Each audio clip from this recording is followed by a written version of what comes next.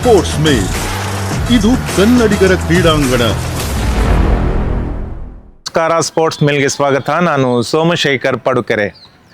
ಒಬ್ಬ ಕ್ರೀಡಾಪಟು ಒಂದು ಕ್ರೀಡಾ ಸಾಮ್ರಾಜ್ಯವನ್ನು ಕಟ್ಟಿದರೆ ಅದು ಯಾವ ರೀತಿಯಲ್ಲಿ ಯಶಸ್ಸಿನ ಹಾದಿಯನ್ನು ತುಳಿಯುತ್ತದೆ, ಅದು ದೇಶದಲ್ಲಿ ಅದೆಷ್ಟೋ ಜನರಿಗೆ ಮಾದರಿಯಾಗುತ್ತದೆ ಎಂಬುದಕ್ಕೆ ಬೆಳಗಾವಿ ಜಿಲ್ಲೆಯ ಚಂದರಗಿಯಲ್ಲಿರುವ SM ಕಲೂತಿ ಅಂತಾರಾಷ್ಟ್ರೀಯ ಕ್ರೀಡಾ ಶಾಲೆ ಇದಕ್ಕೆ ಉತ್ತಮ ಉದಾಹರಣೆ. ಸ್ನೇಹಿತರೆ, ನಮ್ಮಲ್ಲಿ ಸಾಕಷ್ಟು ಕೋಆಪರೇಟಿವ್ ಸೊಸೈಟಿಗಳಿವೆ.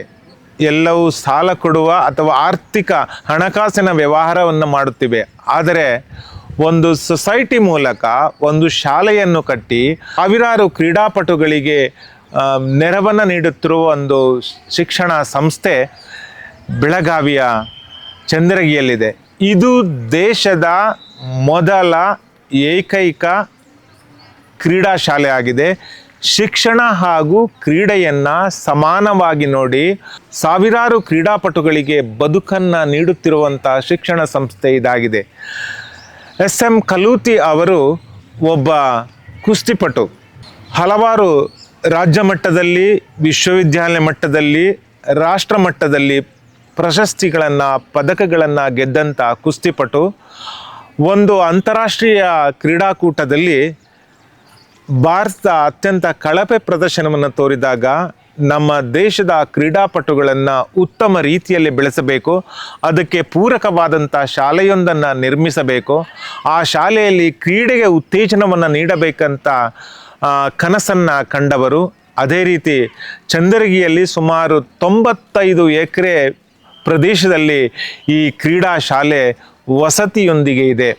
ಇಲ್ಲಿ ತಮ್ಮ ಮಕ್ಕಳನ್ನು ಇಲ್ಲಿ ಸುಮಾರು 15 ಕ್ರೀಡೆಗಳಿಗೆ ತರಬೇತಿಯನ್ನು ನೀಡಲಾಗ್ತಿದೆ. ಜಾಗತಿಕ ಮಟ್ಟದಲ್ಲಿ ಸಾಧನೆ ಮಾಡಿದಂಥ ತರಬೇತುದಾರರಿದ್ದಾರೆ. ಇಲ್ಲಿ ಯಾವಾಗಲೂ ಏನಾದರೊಂದು ಕ್ರೀಡಾ ಚಟುವಟಿಕೆ ನಡೀತಲೇ ಇರ್ತದೆ. ಇಂಥ ಕ್ರೀಡಾ ಶಾಲೆಯಲ್ಲಿ ತಮ್ಮ ಮಕ್ಕಳ ಭವಿಷ್ಯವನ್ನು ರೂಪಿಸಿಕೊಳ್ಳಲು ರಾಜ್ಯದ ಹಾಗೂ ದೇಶದ ವಿವಿಧ ಭಾಗಗಳಿಂದ ಇಲ್ಲಿ ವಿದ್ಯಾರ್ಥಿಗಳು ಅಧ್ಯಯನ ಮಾಡ್ತಾ ಇದ್ದಾರೆ. ಸೊ ಈ ಶಾಲೆ ಭಾರತ ದೇಶದಲ್ಲಿ ಕ್ರೀಡೆಯಲ್ಲಿ ಹಲವಾರು ಸಾಧನೆಯನ್ನು ಮಾಡಿದಂಥ ಶಾಲೆ ಆಗಿದೆ. ಬನ್ನಿ, ಈ ಕ್ರೀಡಾ ಶಾಲೆಯಲ್ಲಿ ಯಾವ ರೀತಿ ಕ್ರೀಡಾ ಚಟುವಟಿಕೆಗಳು ನಡೀತಾ ಇವೆ, ತರಬೇತುದಾರರು ಯಾವ ರೀತಿಯಲ್ಲಿ ತಮ್ಮನ್ನು ತೊಡಗಿಸಿಕೊಂಡಿದ್ದಾರೆ ಎಂಬುದನ್ನು ನೋಡಿಕೊಂಡು ಬರೋಣ.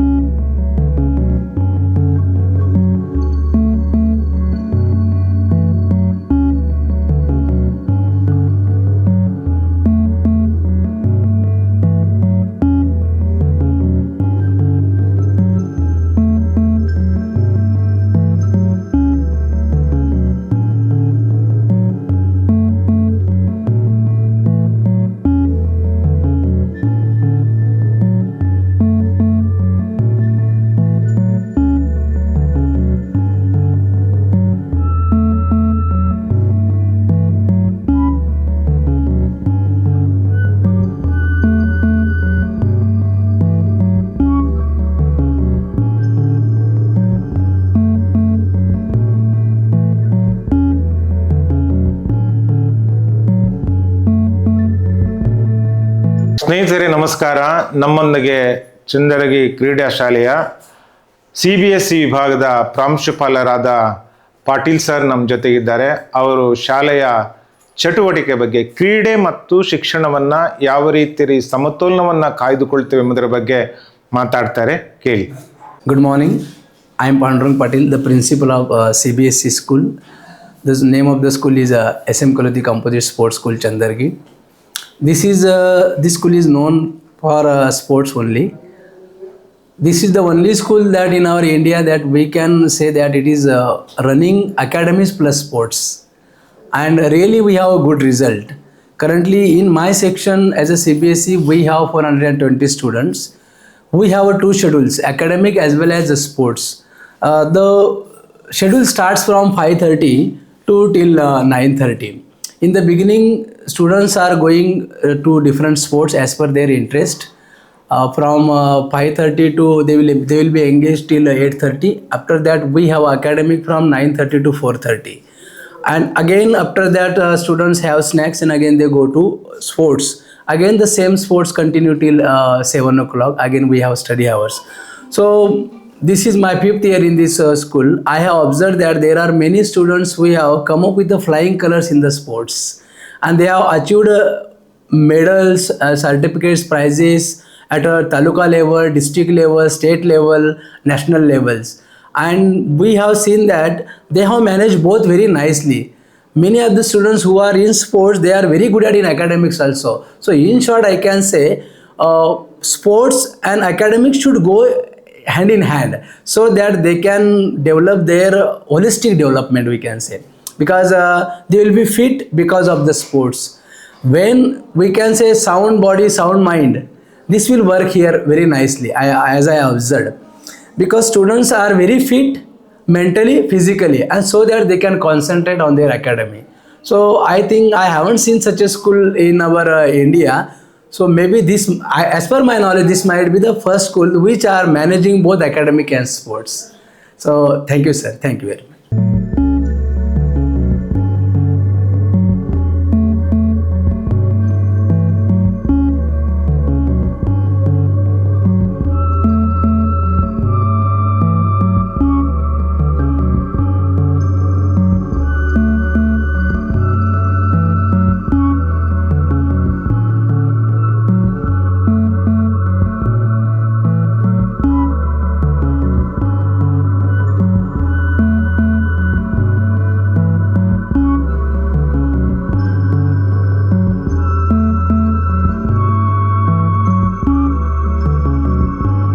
Presently, we are in CBC section. In CBC section, totally 16 rooms are there.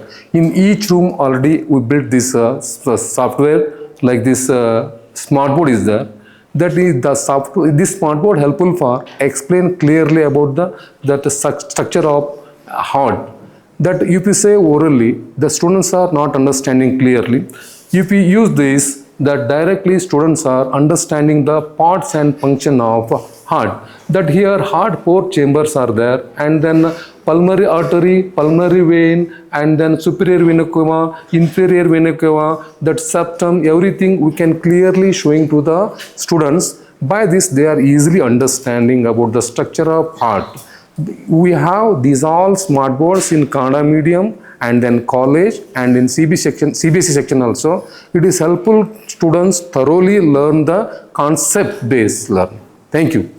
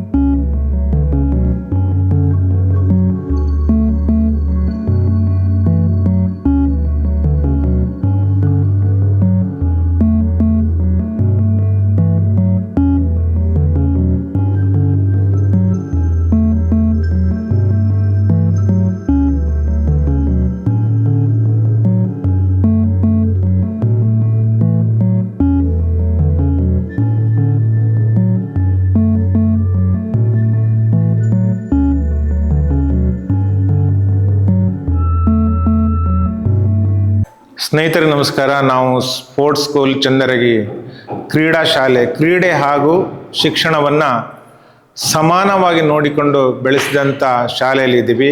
ಆ ಶಾಲೆಯ ಅಟಲ್ ನೀತಿ ಆಯೋಗದ ಮೂಲಕ ಅಟಲ್ ಇನೋವೇಷನ್ ಸೆಂಟರ್ನಲ್ಲಿದ್ದೀವಿ. ನಮ್ಮೊಂದಿಗೆ ಅದರ ಮುಖ್ಯಸ್ಥರಿದ್ದಾರೆ, ಶಾಲೆಯ ಪ್ರಾಂಶುಪಾಲರಿದ್ದಾರೆ. ಅವರು ತಮ್ಮ ಅಭಿಪ್ರಾಯವನ್ನು ತಿಳಿಸ್ಲಿಕ್ಕಿದ್ದಾರೆ. ನಮಸ್ತೆ, ನನ್ನ ಹೆಸರು ಬಂದುಬಿಟ್ಟು ಪ್ರವೀಣ್ ಹೊನ್ನೂರ್ ಅಂತ. ನಾನು ಬೇಸಿಕಲಿ ಬಾರ್ನ್ ಆ್ಯಂಡ್ ಬಾಟಪ್ ಬಂದುಬಿಟ್ಟು ಬೈಲಂಗಲ್. ಸೊ ನಂದು ಎಜುಕೇಷನ್ ಬ್ಯಾಕ್ಗ್ರೌಂಡ್ ಬಂದುಬಿಟ್ಟು diploma in ENC, electronics and communication. ಈ ಅಟಲ್ ಟಿಂಕರಿಂಗ್ ಲ್ಯಾಬ್ ಏನಪ್ಪ ಅಂತಂದರೆ ಅಟಲ್ ಇನೋವೇಷನ್ ಮಿಷನ್ ಅಂತ. ATL ಅಂದರೆ ಅಬೋವ್ ದ ಲೈನ್, BTL ಅಂದರೆ ಬಿಲೋ ದ ಲೈನ್. ಇದು ನೀತಿ ಆಯೋಗ ಗೌರ್ಮೆಂಟ್ ಅಂಡರಲ್ಲಿ 2016 ಈ ಪ್ರಕಾರದಲ್ಲಿ ಬಂದುಬಿಟ್ಟು ಇದು ಸ್ಯಾಂಕ್ಷನ್ ಆಯಿತು. ಇದರಲ್ಲಿ ಸೊ ಎಲೆಕ್ಟ್ರಾನಿಕ್ಸ್ ಬೇಸ್ ಬಂದುಬಿಟ್ಟು ಲೈಕ್ 3D ಪ್ರಿಂಟರ್ ಆಗಿರ್ಬೋದು, ಸೊ ಲೈಕ್ ಇನೋವೇಷನ್ಸ್ ಆಗಿರ್ಬೋದು. ಇದು ಬಂದುಬಿಟ್ಟು ಪ್ಲೇ ಕಂಪ್ಯೂಟರ್ಸ್ ಅಂತ. ಇದರಲ್ಲಿ ಯಾವ ಥರ ಹುಡುಗರಿಗೆ ಏನೇನು ಯೂಸ್ ಮಾಡ್ಬೋದು ಅನ್ನೋದು ಸೊ ಲೈಕ್ ಅಡ್ವಾನ್ಸ್ ಆಗಿ ಇದರಲ್ಲಿದೆ. ಸೊ ಇದು ಅಲ್ಟ್ರಾಸಾನಿಕ್ ಸೆನ್ಸರ್ ಅಂತ. ಈ ಅಲ್ಟ್ರಾಸಾನಿಕ್ ಸೆನ್ಸರಲ್ಲಿ 2 ಟೈಪ್ಸ್ ಬರುತ್ತೆ. ಒಂದು ಟ್ರಾನ್ಸ್ಮಿಟರ್ ಆ್ಯಂಡ್ ಇನ್ನೊಂದು ರಿಸೀವರ್ ಅಂತ. ಟ್ರಾನ್ಸ್ಮಿಟ್ ಏನು ಮಾಡುತ್ತೆಪ್ಪ ಅಂತಂದರೆ, ಟ್ರಾನ್ಸ್ಮಿಟ್ ಬಂದುಬಿಟ್ಟು ಒಂದೇನೋ ಆಬ್ಜೆಕ್ಟ್ನ ಫೈಂಡ್ ಮಾಡಿತು ಅಂತಂದರೆ ಅದು ರಿಫ್ಲೆಕ್ಟ್ ಆಗಿಬಿಟ್ಟು so something is there object ಅಲ್ಲಿ ನಮ್ಗೆ ಡಿಟೆಕ್ಟ್ ಆಗಿ ಸೊ ಒಂದು ಬಜರ್ ಮುಖಾಂತರ ಆನ್ ಆಗುತ್ತೆ. ಸೊ ಇದು ಬಂದುಬಿಟ್ಟು ರಿಲೇ ಅಂತ. ರಿಲೇ ಏನು ಮಾಡಪ್ಪ ಅಂತಂದರೆ 180 ಡಿಗ್ರಿ ಆ್ಯಂಗಲಲ್ಲಿ ಸೊ ಲೈಕ್ ರೊಟೇಟ್ ಆಗುತ್ತೆ. ಸೊ ರೊಟೇಟ್ ಆದ ತಕ್ಷಣ ಸೊ ಏನಾದರೂ ಆಬ್ಜೆಕ್ಟ್ ಮುಖಾಂತರ ಇದು ಫೈಂಡ್ ಆಗಿ ಬಜರ್ ಆಗಿ ಸೊ ಲೈಟ್ LED ಮುಖಾಂತರ ಆನ್ ಆಗಿ ಸರ್ವೋ ಮೋಟರ್ ನನ್ನ ಕೆಲಸನ ಮಾಡುತ್ತೆ. Thank you. ನಮ್ಮ ಹೆಸರು ಶ್ರೀ IS ಜೋಳಿಬಾವಿ ಅಂತ ತಿಳ್ಕೊಂಡು ಇಲ್ಲಿ ಕನ್ನಡ ಮಾಧ್ಯಮ ವಿಭಾಗದ ಪ್ರಾಂಶುಪಾಲನಾಗಿ ನಾನು ಕೆಲಸ ಮಾಡ್ತಾಯಿದ್ದೀನಿ. ಇಲ್ಲಿ ನಮ್ಮ ಕನ್ನಡ ಮಾಧ್ಯಮದಲ್ಲಿ ಒಟ್ಟು 281 ವಿದ್ಯಾರ್ಥಿಗಳು ವ್ಯಾಸಂಗ ಮಾಡ್ತಾಯಿದ್ದು. ಇಲ್ಲಿ ನಾವು ನಮ್ಮ ಮುಖ್ಯ ಉದ್ದೇಶ ಕ್ರೀಡೆ, ಅದರ ಜೊತೆಗೆ ಶಿಕ್ಷಣ ಅದ್ರ ಜೊತೆಗೆ ಉತ್ತಮವಾಗಿರ್ತಕ್ಕಂತಹ ಚಾರಿತ್ರ್ಯವನ್ನು ನಿರ್ಮಿಸುವುದೇ ನಮ್ಮ ಸಂಸ್ಥೆಯ ಮೂಲವಾಗಿರ್ತಕ್ಕಂತಹ ಧ್ಯೇಯವಾಗಿದೆ.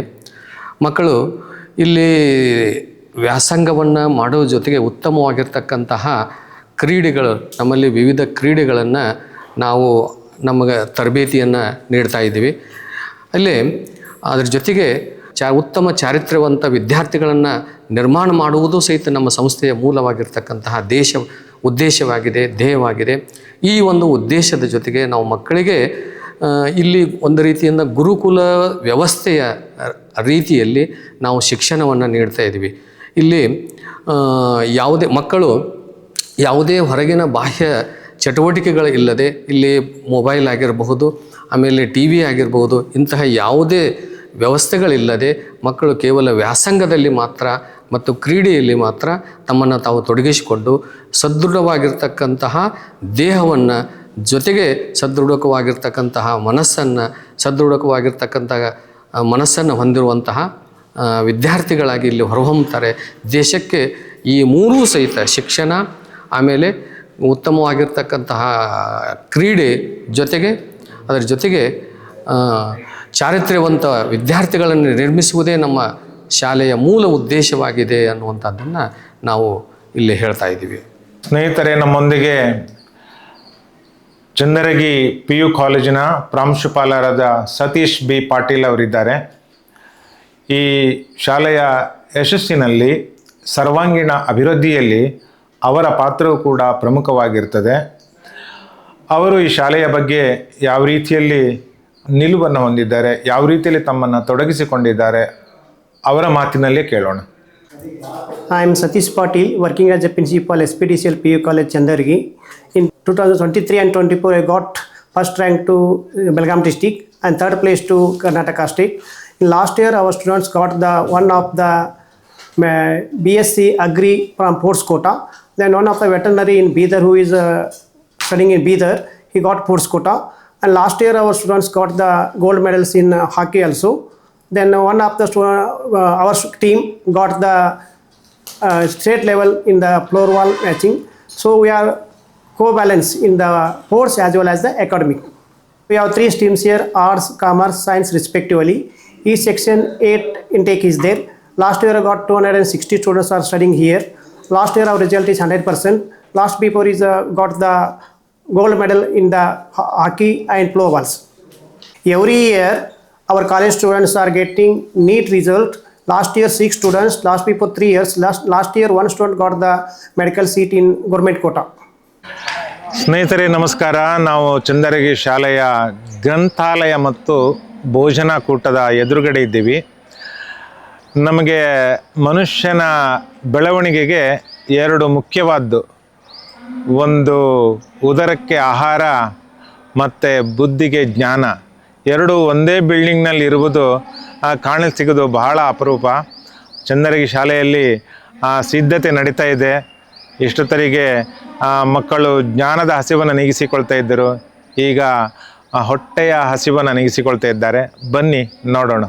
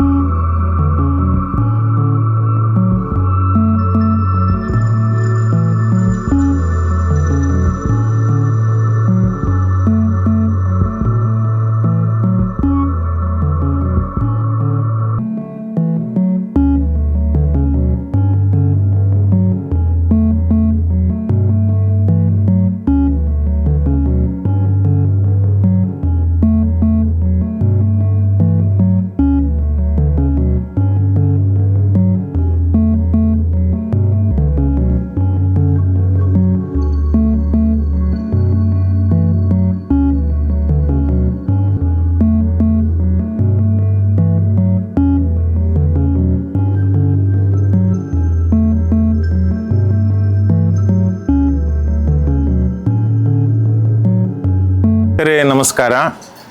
ಕ್ರೀಡಾ ಶಾಲೆಯ ಒಂದು ಭಾಗದಲ್ಲಿದ್ದೀವಿ ನಾವು. ಇಲ್ಲಿ 25ಕ್ಕೂ ಹೆಚ್ಚು ದನಗಳಿವೆ. ಇನ್ನೊಂದು ಕಡೆ ಪುಟ್ಟ ಕರುಗಳಿವೆ. ಇಲ್ಲಿಯ ಕ್ರೀಡಾಪಟುಗಳಿಗೆ, ವಿದ್ಯಾರ್ಥಿಗಳಿಗೆ ಇಲ್ಲಿಯ ಹಾಲನ್ನೇ ಬಳಸಲಾಗ್ತಾ ಇದೆ. ಯಾವುದೇ ಕಾರಣಕ್ಕೂ ವಿದ್ಯಾರ್ಥಿಗಳಿಗೆ ತೊಂದರೆ ಆಗದ ರೀತಿಯಲ್ಲಿ ಇಲ್ಲಿ ವ್ಯವಸ್ಥೆ ಮಾಡಲಾಗಿದೆ.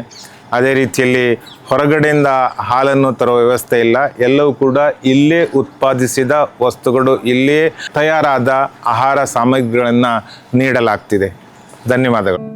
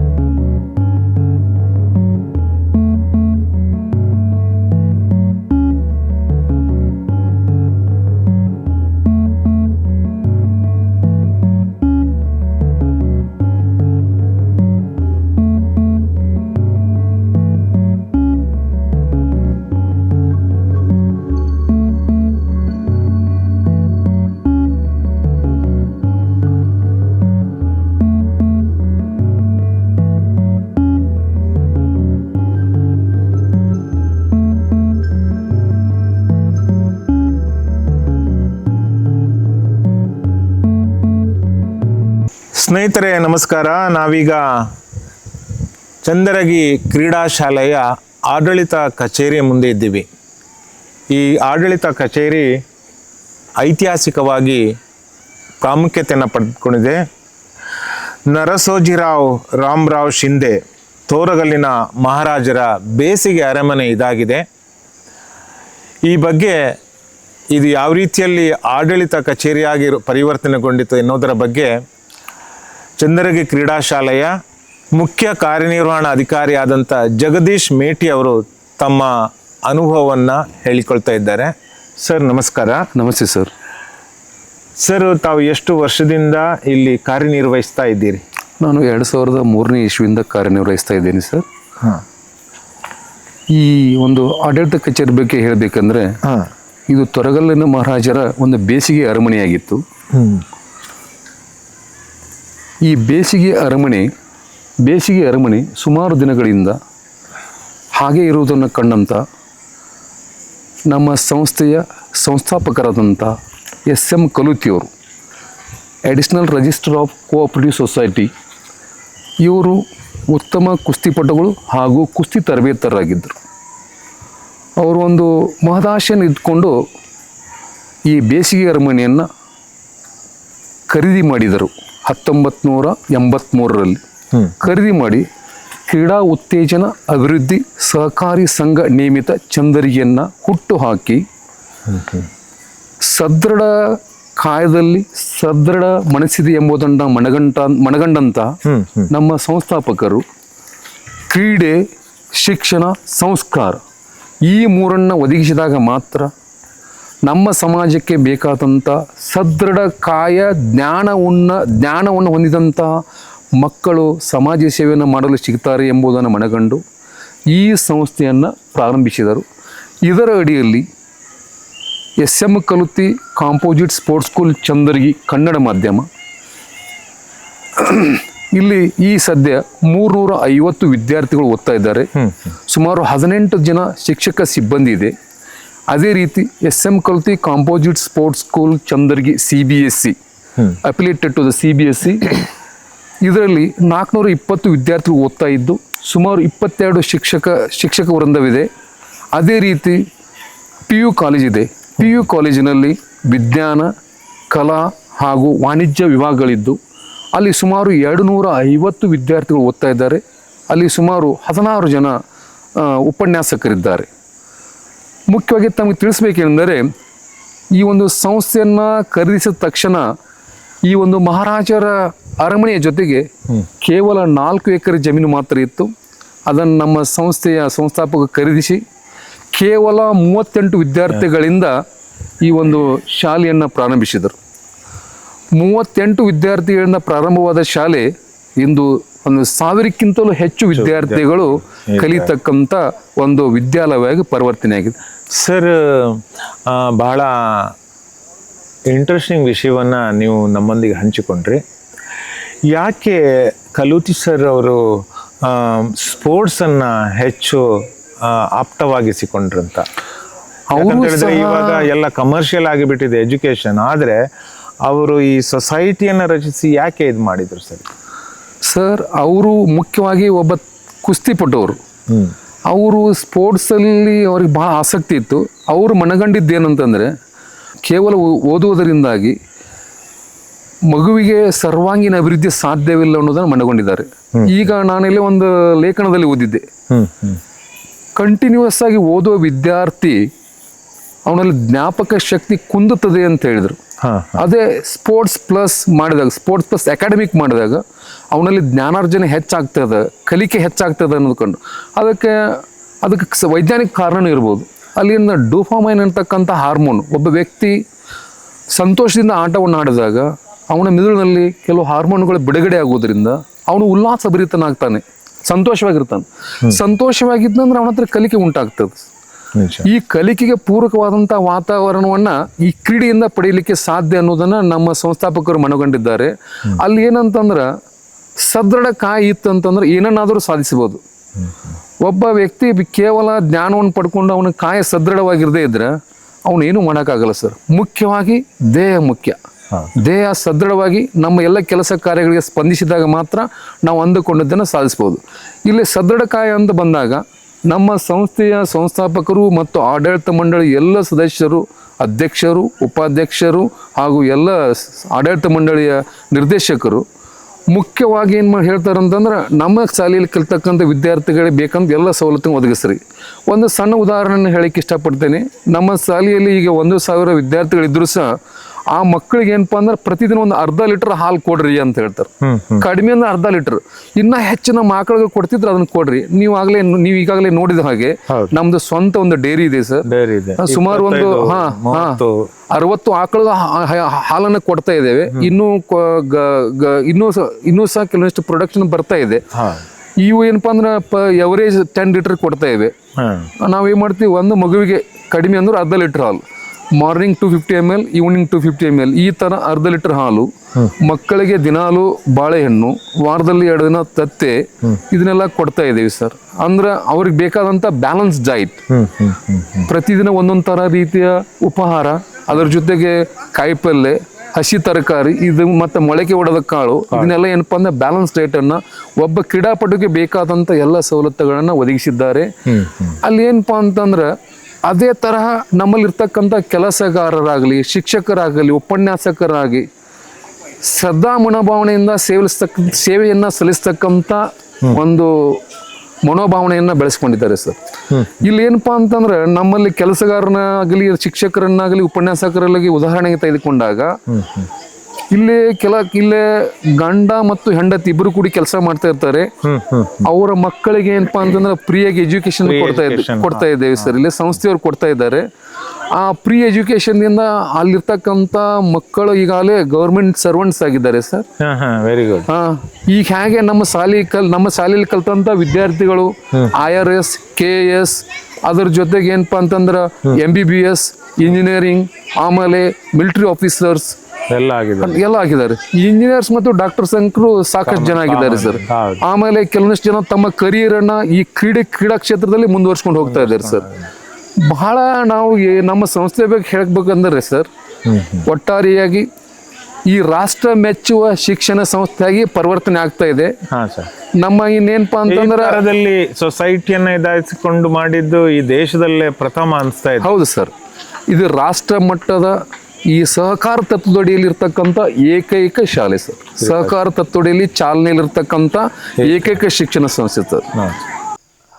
ಸರ್, ಸಹಕಾರ ತತ್ವದಡಿ ಸ್ಥಾಪನೆಯಾದಂಥ ಈ ಶಾಲೆ ಮಾದರಿಯಾಗಿಸುವಲ್ಲಿ, ಈ ದೇಶದಲ್ಲೇ ಅತ್ಯಂತ ಉತ್ತಮ ಕ್ರೀಡಾ ಶಾಲೆಯಾಗಿ ಅದನ್ನು ಮಾದರಿಯಾಗಿಸುವಲ್ಲಿ ಹೇಗೆ ಸಾಧ್ಯ ಇದೆ ಸರ್? ಇಲ್ಲಿ ಹೇಗೆ ಸಾಧ್ಯ ಅಂತಂದರೆ ಇಲ್ಲಿ ತರಬೇತುದಾರ ಪ್ರಯತ್ನವೂ ಇದೆ.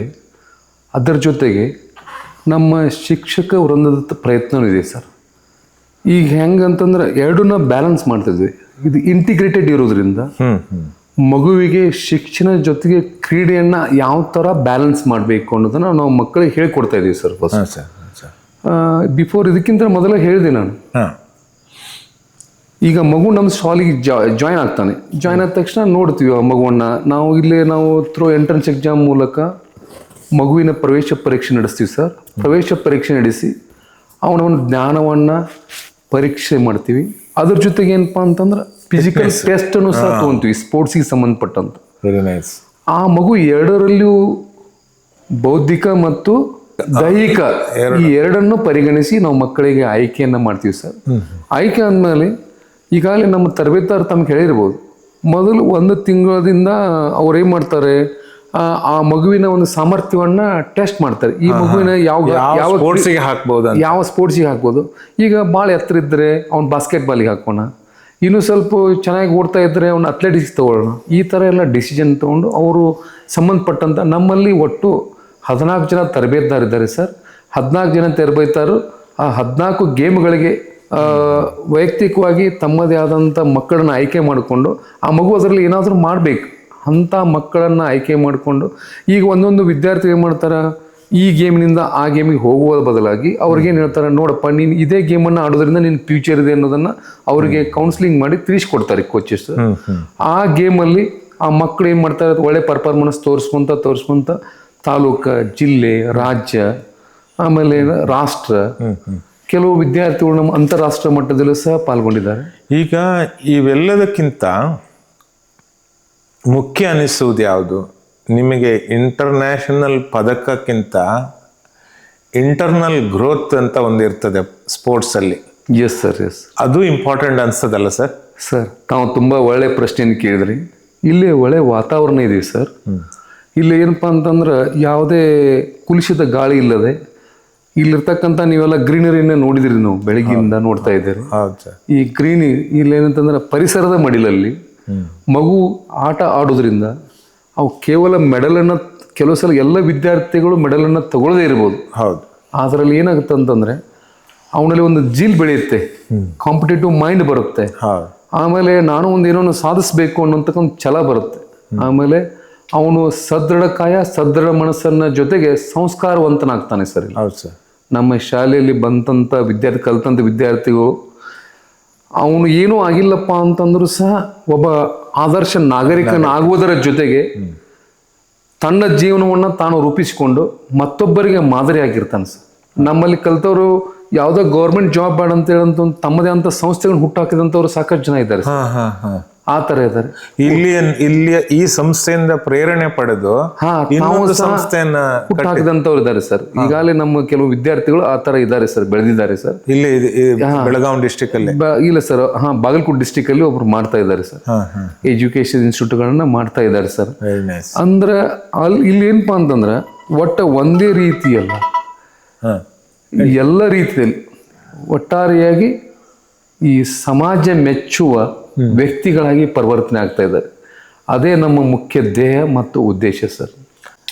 ಸರ್, ಇಲ್ಲಿ ಸಾವಿರಾರು ವಿದ್ಯಾರ್ಥಿಗಳು, ಕ್ರೀಡಾಪಟುಗಳು ಕಲಿತು ವಿವಿಧ ಕ್ಷೇತ್ರಗಳಲ್ಲಿ ತಮ್ಮ ಬದುಕನ್ನು ರೂಪಿಸಿಕೊಂಡಿದ್ದಾರೆ. ಅದೇ ರೀತಿ ಇನ್ನೆಷ್ಟೋ ಕ್ರೀಡಾಪಟುಗಳು, ಎಷ್ಟೋ ಪ್ರತಿಭಾವಂತರು ತಮ್ಮ ಬದುಕನ್ನು ರೂಪಿಸಿಕೊಳ್ಳಿಕ್ಕಿದ್ದಾರೆ.